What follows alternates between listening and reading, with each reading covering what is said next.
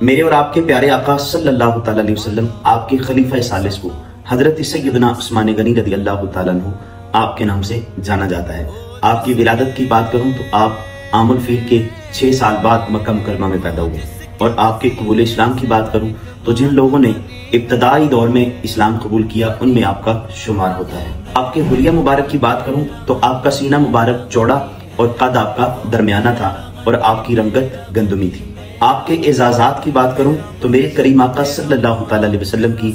2 بیٹیاں آپ کے نکاح مبارک میں تھیں، اور آپ کے ادب رسول کی بات کروں تو جس ہاتھ سے میرے آقا کے دست اقدس مبارک پر بیعت کی تھی اس ہاتھ سے ساری زندگی اپنی شرمگاہ کو نہیں چھوا۔ اور آپ کی سخاوت کی بات کروں تو